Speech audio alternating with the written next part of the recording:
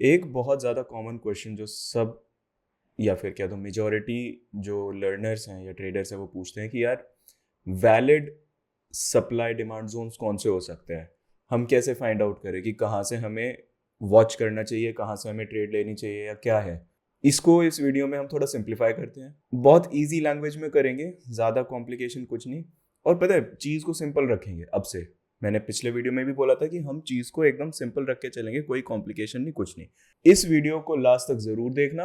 अगर लास्ट तक देखा तो 99% मैं गारंटी दे सकता हूँ कि आपका सप्लाई डिमांड को देखने का तरीका बहुत ज़्यादा क्लियर और जिसे कहते हैं ना ऑन पॉइंट हो जाएगा। इसके बाद आपको कंफ्यूजन्स कम होने लगेंगे क्योंकि आपके पास बहुत सिंपलिस्टिक तरीका होगा। क्योंकि यार ये चीज़ कही जाती है कि अगर आप मार्केट वॉच कर रहे हो तो आपको मोस्ट प्रॉब्ली 10 सेकंड के अंदर समझ आ जाना चाहिए मार्केट कहाँ है, क्या कर रहा है।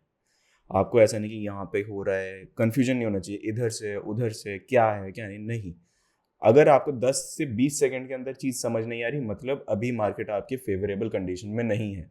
और ये उनके लिए है जो अच्छे से प्रैक्टिस करते हैं, जिनको काफ़ी एक्सपीरियंस है मार्केट का और उनको मतलब टाइम नहीं लगता मार्केट समझने में। जो एक्सपीरियंस है वो देखते हैं, अच्छा ये लेवल है, ठीक है यहाँ पे आएगा, मैं देखता हूँ क्या करना है। Welcome to Stream FX everyone, thank you so much for coming to this video and thank you so much जिसने मेरे को अभी तक सब्सक्राइब कर रखा है। जो नए हैं वो अभी के भी सब्सक्राइब करो और सब content free of cost, no hidden charges, nothing. जो है सामने है, कुछ होता है तो मैं सामने से बता दूंगा। जस्ट लाइक मैं जो पीडीएफ पे काम कर रहा हूँ वो चार्जेबल होगी, कैसे होगी नहीं होगी, क्योंकि हो सकता है वो ना हो, पॉसिबिलिटी बहुत ज़्यादा है स्पेशल लोगों के लिए और लिमिटेड टाइम के लिए। तो छोड़ो, उससे आगे बढ़ते हैं, जब वो प्रॉपरली लॉन्च हो जाएगी तब मैं आपको बताऊंगा। बाकी इस वीडियो को जितना हो सके शेयर करो, सब्सक्राइब करो जो लोग नए आए हो। कमेंट करके ज़रूर बताना यार कि क्या चीज़ आपको समझ आई, कि क्या क्लिक करा कि हाँ मज़ेदार था ये, यहाँ से बहुत रिलेट हुआ, और हाँ इससे मेरे को बहुत इंप्रूवमेंट फील हो रही है कि हाँ ये चीज़ लैग कर रही थी। कोई आपको टॉपिक समझना है वो बता देना। डिस्कॉर्ड ज्वाइन कर लो, लिंक डिस्क्रिप्शन में है। मैं अब प्रॉपरली वहाँ पे एक्टिव हो गया हूँ। क्लासेस हम कुछ टाइम में स्टार्ट कर देंगे वापस, जैसे ही मेरे को एक्टिविटी अच्छी दिखने लगेगी, लोगों की इन्वॉल्वमेंट, तो मैं क्लासेस वापस स्टार्ट कर दूंगा। वो क्लासेस भी एब्सोल्युटली फ्री ऑफ कॉस्ट होंगी, पहले भी फ्री ऑफ कॉस्ट थी, आज भी फ्री ऑफ कॉस्ट रहेंगी। आज का टॉपिक हम स्टार्ट करते हैं। सप्लाई एंड डिमांड जोन्स हम बहुत अच्छे से समझ चुके हैं, जहाँ से प्राइस स्ट्रक्चर ब्रेक करता है या नया हाई या नया लो बनाता है, और सप्लाई डिमांड से ज़्यादा अच्छी ऑर्डर्स फुलफिल होते हैं, बहुत एफिशिएंटली फुलफिल होते हैं। वहाँ से आपको बस एक चीज़ समझनी है कि वो वैलिड कैसे है, और उसमें भी अगर रिफाइनमेंट की ज़रूरत है वो कैसे करनी, इस वीडियो में उसको ले लेते हैं। और उसके बाद बहुत सिंप्लीफाई हो जाएगी ट्रेडिंग। मैं एग्जांपल्स भी दिखा दूंगा आपको कुछ। लिक्विडिटी का क्या रोल है वो इसके नेक्स्ट वीडियो में कंटिन्यू करेंगे, क्योंकि हम वीडियो को शॉर्ट एंड क्रिस्प रखेंगे, फालतू एक्सटेंड नहीं करेंगे। Let's start. देखो, सबसे इंपॉर्टेंट चीज़ क्या होती है? ट्रेंड। अब ट्रेंड तो सिंपली हमको ऐसे ही दिखता है। अब अगर इसको देखा जाए तो आपको इसमें जोन्स कैसे समझ में आएंगे? सिंपली चीज़ है, अब अगर प्राइस ने एक पुश करा, फिर पुल बैक करा, और अब ये ब्रेक ऑफ स्ट्रक्चर दिखाया। अब see break of structure, change of character, ये चीज़ आप बहुत अच्छे से समझ चुके हो। नहीं, अगर किसी को स्टिल अभी भी समझ में आई, कमेंट में ज़रूर मेंशन कर देना कि हाँ ये चीज़ अभी स्ट्रक्चर मैपिंग की क्लैरिटी चाहिए। मैं डेफिनेटली उस पर भी एक क्लियर वीडियो, ईजी वीडियो बना दूंगा वापस, मेरे को कोई दिक्कत नहीं है। तो हमारे पास ये एक ब्रेक ऑफ स्ट्रक्चर आया। अब उस ब्रेक ऑफ स्ट्रक्चर ने क्या किया? ये जो एक डाउन पुश है, डेफिनेटली यहाँ पे ऑर्डर्स अक्यूमुलेट हुए होंगे। अब यहाँ पे ना क्या चीज़ और हो सकती है हमारे पास, अगर मैं इसको थोड़ा और डिफाइन करूँ, केवल इस रेंज को, ये जो डाउन साइड है प्राइस, यार यहाँ पे डाउन साइड भी जा सकता है, फिर अप साइड दिखाकर भी जा सकता है। ठीक है, मैं केवल स्पेसिफिकली इतने हिस्से की ही बात कर रहा हूँ, मैं ज़्यादा कुछ नहीं कह रहा। एक सेकेंड, हाँ केवल इतने हिस्से को ये मैंने एक्सपैंड करा है इधर ही। मतलब अगर प्राइस आपका है तो कुछ ऐसे होगा, मोस्ट प्रोबेबली जनरल केस की बात कर रहे हैं। केस 1 तो ये हो गया हमारे पास। केस 2 क्या हो सकता है? केस 2 हमारे पास होगा, प्राइस एक्यूमुलेट करेगा, ठीक है, फिर छोटी सी मैनिपुलेशन करेगा एंड देन डिस्ट्रीब्यूट हो जाएगा। ये दो सीन होते हैं हमारे पास मोस्टली, मतलब हम जो जिन्हें कहते हैं ना ए प्लस सेटअप, वो इनके थ्रू ही बना रहे होते हैं। हमें इससे ज़्यादा कुछ नहीं ज़्यादा चाहिए, क्योंकि अगर हम ज़्यादा चीज़ें देखने लगे हम कंफ्यूज हो जाएंगे और कुछ नहीं। नेक्स्ट चीज़, अब हमारे पास ये एक सीन आ गया, दो केस आ गए, लाइक एक में थोड़ा डाउन मूव के बाद ऊपर गया, एक में थोड़ा साइडवेज गया, मैनिपुलेट हुआ, फिर ऊपर गया। दोनों केस में ये जो एरिया है, this is completely a demand zone अगर प्राइस अपसाइड निकला है। इसको इन्वर्ट कर देंगे, ये हो जाएगा हमारा supply. That's it, simple words में। अब हमें क्या देखना है, ये तो हमने बहुत इजीली देख लिया कि ये हमारा रीसेंट जोन है, यहाँ से प्राइस अपसाइड गया है, तो ऑब्वियसली प्राइस अगर यहाँ आएगा लाइक दिस, तो मोस्ट प्रॉब्ली यहाँ से हम फर्दर अपसाइड देख सकते हैं। तो जिस बेसिस पे हम अपनी ट्रेड फॉर्मुलेट करते हैं, ठीक है। अब कंफ्यूजन क्या आता है, कभी कभी ये जोन बहुत ज़्यादा लंबे, मतलब बहुत चौड़े हो जाते हैं, तो उसमें आपको क्या होता है, स्टॉप लॉस इतना बड़ा हो जाता है और आप उतने कॉन्फिडेंट नहीं होते अपनी ट्रेड को लेकर, बिकॉज आपको डाउट होता है कि आपका रिस्क टू रिवॉर्ड रीजनेबल भी बनेगा या नहीं। अब मैं रिस्क टू रिवॉर्ड में भी मैंने कुछ टाइम से देखा है, तो उसमें हमारे साथ क्या चीज़ होती है कि हम आज के मार्केट में हायर रिस्क टू रिवॉर्ड ना ज़्यादा जाएं तो ज़्यादा अच्छा है, क्योंकि अगर ज़्यादा रिस्क टू रिवॉर्ड जाते हैं तो डेफिनेटली एक बहुत इजी सा कन्वर्जन रेशियो है, high risk to reward lower win rate, और high win rate lower risk to reward. मतलब ये एक जनरल चीज़ है, मैं नहीं कह रहा ऐसा ही होता है, बट 95% केसेस में आपको मिलेगा ऐसा, और ये मैं नहीं कह रहा, ये स्टैटिस्टिक्स कह रहे हैं। सो अब यहाँ क्या है, अगर हम सपोज ये वाला जो जोन है हमारा, ये जो सप्लाई डिमांड XYZ जो भी जोन है, अब आपको देखना है कि, और ये बहुत ज़्यादा बड़ा बन गया है, अब इसमें हमें देखना है कि एक, क्या हमें इसके अंदर कोई अच्छा वैलिड जोन मिल सकता है जिसकी वजह से हम स्टॉप लॉस छोटा रख सकें, पूरे बड़े जोन के अंदर एक रिफाइंड सप्लाई या डिमांड फाइंड आउट कर सकें। वो कैसे? तो उसके लिए आपको कुछ नहीं करना।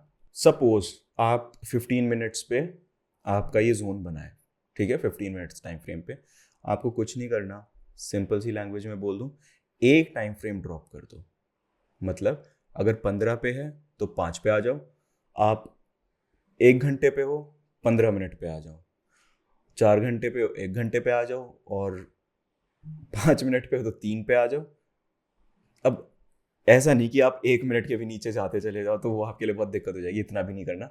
बट यस, ऑब्वियसली आप लोअर टाइम फ्रेम्स पे तो अपनी एंट्रीज देखोगे, बट एनालिसिस आपका जो होगा, रिफाइनमेंट्स जो होंगी, वो आप डेफिनेटली थोड़ा हायर टाइम फ्रेम से ही प्रेफर करोगे। तो मोस्ट प्रॉब्ली अगर आप छोटे से छोटा भी देख रहे हो, तो मेरी नज़र में 15 या 5, मतलब 15 मिनट पे आप जोन्स देख रहे हो, 5 मिनट्स पे लाके उसको रिफाइन कर दो, उससे ज़्यादा की ज़रूरत नहीं है। अब इसमें क्या है, आपने क्या देखना है, कई बार जैसे हमने बहुत पहले एक वीडियो कवर किया था जिसमें था हिडन ऑर्डर ब्लॉक्स हो गया, हिडन जोन्स हो गए, है ना। तो उन केस में क्या होता है, आपने इसको मैं अगर आगे दिखाऊं, आपने सपोज मान लो ये 15 था और अब हम इसको 5 में देखते हैं, तो 5 में कैसा दिखेगा, मोस्ट प्रॉब्ली कुछ ऐसा दिखेगा, ठीक है, ऐसा आएगा, फिर ऐसा आएगा, एक एक जनरलाइज्ड वे में हम बात कर देते हैं। और अगर मैं इसको बॉक्स आउट कर दूं, जो BOS का एरिया था वो ऐसे था, ठीक। तो this high was this point, break of structure यहाँ हुआ है।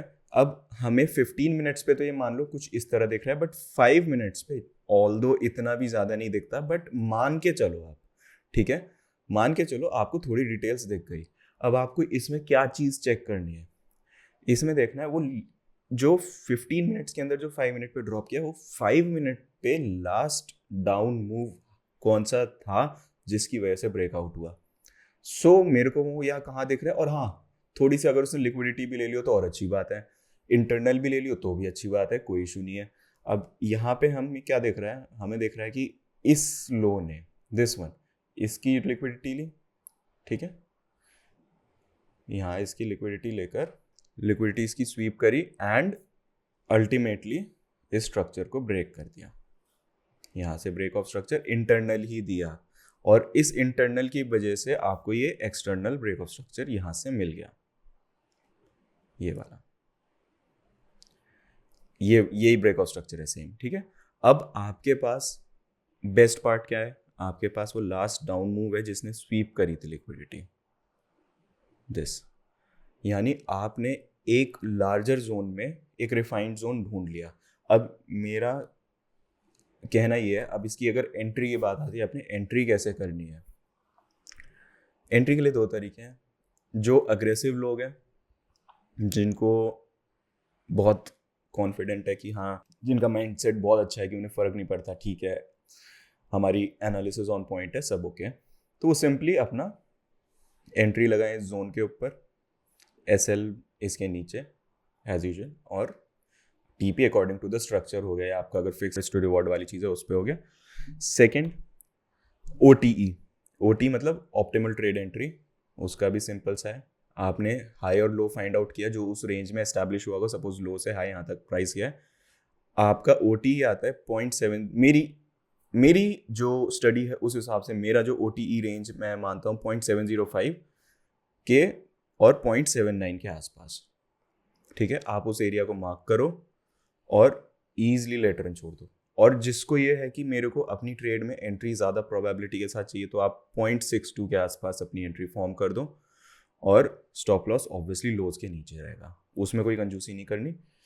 थर्ड केस, प्राइस नीचे आएगा, अब लोअर टाइम फ्रेम पे देख रहे हो आप, ये ध्यान रखना, अब लोअर टाइम फ्रेम पे एंट्री जब आप लेना चाहते हो तो वो लोअर टाइम फ्रेम पे होती है, जब आप रिफाइनमेंट में और फाइनर एंट्री के लिए जाना चाहते हो। तो ऑब्वियसली बात है, यहाँ प्राइस आएगा, कुछ अच्छा सा रिएक्ट करेगा, चौक दिखाएगा, एफवीजी बनाएगा, सब होएगा, आप उसमें एंट्री लोगे एंड आप उस हिसाब से अपने प्राइस को फर्दर देखोगे जलते हुए।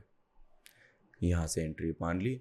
अब इसमें स्टॉप लॉस आप चाहो तो पूरे जोन के नीचे रख लो, जिसको है कि यार कभी ये लो फिर से स्वीप हो जाए या कुछ हो जाए, प्रोबेबिलिटी होती है, हो भी जाता है कई बार। अगर आपको है कि नहीं ठीक है मेरे को तो अग्रेसिव खेलना है और स्टॉप लॉस मेरे को जो लेटेस्ट लोअर टाइम फ्रेम का लो है उसके नीचे वर्क करता है, ऐसी बात नहीं। शर्त यह है कि आपको अपनी जो कंसेप्ट है उसको स्विच नहीं करना, जिस पे हो उस पे रहो, उसी को ट्रेड करो। आप बार बार कंसेप्ट शिफ्ट करोगे, आप बार बार स्ट्रैटेजी में चेंजेस लाओगे, बार बार, आई एम सेइंग बार बार, हर दूसरे दिन, तो डेफिनेटली आपको सक्सेस में थोड़ी दिक्कत आएगी। लेकिन अगर आप कंसिस्टेंट रहोगे, like repeat, rinse and repeat, rinse and repeat, rinse and repeat, ऐसा हो ही नहीं सकता कि आपको सक्सेस ना मिले। रिस्क टू रिवॉर्ड कितना रखा है, आप अपनी बैक टेस्टिंग के हिसाब से देखो कि आपकी कितनी अच्छी बैठती है, क्योंकि उसमें सारा डेटा आता है। FX रीपे का लिंक डिस्क्रिप्शन में है, उसमें से आप लो, सॉफ्टवेयर है बहुत अच्छी बैक टेस्टिंग की, प्रॉपर A to Z सारी उसमें एनालिटिक्स आ जाती हैं, आपने जिस तरह से ट्रेड एग्जीक्यूट करी है, क्या रिस्क टू रिवॉर्ड एवरेज है, मैक्स कितना है, लोएस्ट कितना है, सारे स्टैट्स, आपको अलग से कुछ नहीं करना, उसमें सब अपने आप ऑटो रिकॉर्ड होता है। थोड़ा सा चार्ट्स पे हम देख लेते हैं। 15 मिनट पे अगर मैं सिंपल से सिंपल लैंग्वेज में बोलूँ, ये तो खैर एक्सट्रीमली बुलिश ट्रेंड है, इसमें तो आप क्या मतलब ऐसे देखोगे, बट अगर एक जनरल वे में देखा जाए तो आप ये देखो, for the first example, break of structure यहाँ होता है, ठीक है, इसका प्रोटेक्टेड लो कहाँ है, यहाँ पर है, तो प्राइस अपसाइड गया, उसने इस जोन में से जहाँ से बेस्ट बाइज मिलने थे, जो बेस्ट एरियाज ऑफ बाइंग थी, वहाँ से ऑर्डर्स पिक करे, वो भी इस जोन में भी एक डिस्काउंट जोन पकड़ा उसने। वो कैसे पता चला, मैंने ये बॉक्स लिया, इसको ड्रॉ किया, और 0.5 के नीचे में अगर इम्बैलेंस ड्यू था तो इसने वहाँ से ऑर्डर्स पिक करे और चल दिया, ठीक है। एक केस ही हो गया। अब ये भी ऐसे सिंपल है, ब्रेक ऑफ स्ट्रक्चर, ठीक है, ये ब्रेक ऑफ स्ट्रक्चर हुआ, मैं बड़ा करता हूँ इसको, रुको, मतलब आप सिंपली देखो, ब्रेक ऑफ स्ट्रक्चर होते जा रहे हैं, प्राइस ने छोड़ा, आया, लोज को मेंटेन किया, ब्रेक ऑफ स्ट्रक्चर किया, फिर वापस जोन में आया, फिर ऊपर साइड गया है। अब जब इसने ये वाली अपसाइड बनाई है तो जो प्रोटेक्टेड लो था हमारा वो यहाँ था, इसने बहुत फाइन तरीके से स्वीप किया बट ब्रेक नहीं किया। अब स्वीप होना जोन का बहुत नॉर्मल हो गया है आजकल, इसीलिए मोस्टली जो अग्रेसिव एंट्रीज होती हैं वो फेल हो जाती हैं, बिकॉज इतने से भी लोग के एसएल लग जाते हैं। तो ऐसे में दो ऑप्शन है, या तो स्टॉप लॉस को थोड़ा ब्रीदिंग रूम दे दो, दूसरा आकर रिएक्ट करने दो, देखो अगर फाइन आपकी लिक्विडिटी ग्रैप के बाद चेंज होती है तो ठीक है, वेल एंड गुड। तो this is how it is. अब आप कह रहे हो कि इसमें हम इंटरनली कैसे देखें, ठीक है, मैं इसको जरा रिप्ले मोड पे डालता हूँ जिससे ज़्यादा पीछे ना जाना पड़े। अभी 15 पे हम 5 पे चलते हैं। मोस्ट प्रॉब्ली हमें कुछ ना कुछ ऐसा हिस्सा मिल जाएगा जहाँ से हमको प्राइस रिएक्ट करता मिलेगा। अब ये प्राइस ने ब्रेक करा, ठीक है, ये हमारा कंसिडर नहीं करेंगे क्योंकि यहाँ से तो ये आगे ऊपर और ये वाला डाउन मूव नहीं, हमारे को ये जोन के अंदर होना चाहिए वो एरिया। अब अगर मैं इसको आगे प्ले करता हूँ तो यहाँ पे इम्बैलेंस ड्यू भले ही नहीं था, बट देन यस, ये एरिया ने अच्छा खासा इसको डिमांड की तरह ट्रीट किया because this was the down move which led to the break of structure.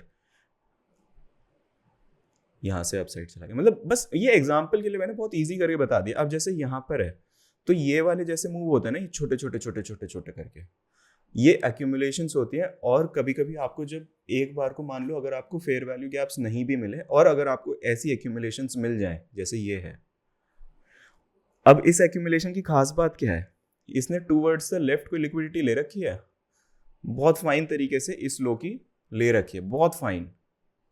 अगर मैं बिल्कुल ही देखूं तो ये बहुत हल्का सा वेकआउट करके इसको अपसाइड है, तो ठीक है, प्राइस मोस्ट प्रोबेबली इसका लो होल्ड करेगा। मैं नहीं कहता बिल्कुल नहीं करेगा या लिक्विडेट नहीं होगा, बट नाइसली होल्ड करके अपसाइड तो मिल जाएगी, मोस्टली 90% केस में मिल जाती है। तो प्राइस ने इस एरिया रिफाइंड को सपोर्ट किया और इसको विक भी नहीं किया, बहुत कॉर्नर तक गया, सपोर्ट किया, अपसाइड चला गया। ऐसे ही बहुत सारे केसेस मिलते हैं। आप केवल जोन्स लो, उनको अगर आपका जोन बहुत कंसाइज है, मतलब छोटा है, समझ में आ रहा है, ठीक है, वेल एंड गुड। और अगर वो बड़ा है, एक टाइम फ्रेम ड्रॉप करो एंड उस जोन में देखो कि कहाँ पे एक वैलिड एरिया है जहां से प्राइस अपसाइड पुश करा है और उसकी वजह से ब्रेक ऑफ स्ट्रक्चर हुआ है। आप उस जोन को यूज करो, फिर लिक्विडेट होता है कोई बात नहीं, बट चेक अगर लिक्विडेट के बाद भी उसके लोअर टाइम फ्रेम पे चेंज ऑफ कैरेक्टर मिलता है और प्राइस इंपल्सिवली आपकी डायरेक्शन में जाता है, तो दैट्स इट। इसको सिंपल रखना है, कॉम्प्लिकेट करना नहीं है, और कॉम्प्लिकेट करने से कुछ नहीं होता, सब मोह माया है। सिंपल रखो, ट्रेडिंग बहुत, मैं कहता हूँ ईजी नहीं है, सिंपल ज़रूर कर सकते हो, क्योंकि ईजी तो बहुत नाइंसाफ़ी हो जाएगी ट्रेडिंग के लिए। ईजी होती तो हर दूसरा बंदा पैसा छाप रहा होता। खैर, इस वीडियो में इतना ही। अगर आपने यहाँ तक पूरा देखा है, और आई होप आपको चीज़ क्लियर हुई होगी। नेक्स्ट वीडियो में हम थोड़ा इसमें लिक्विडिटी को और ऐड करके देखेंगे कि कैसे हम और वैलिड जोन समझ सकते हैं कि लिक्विडिटी की प्रेजेंस में कैसे होता है, कौन सी लिक्विडिटी हम फाइंड कर सकते हैं कि जो हमें हमारा जोन वैलिडेट करने में और ज़्यादा हेल्प करेगी। पहले इसमें आप स्ट्रक्चर मैपिंग देखो, इसमें आप रिफाइनमेंट देखो, एक स्टेप करो, फिर नेक्स्ट स्टेप हम लिक्विडिटी को ऐड करेंगे। थैंक यू सो मच इस वीडियो के लिए। Please like the video, share, subscribe जो लोग नए आए हैं। थैंक यू सो मच जिन्होंने पूरा लास्ट तक देखा। आई होप आपको सीखने को मिला, and see you in the next video. Bye.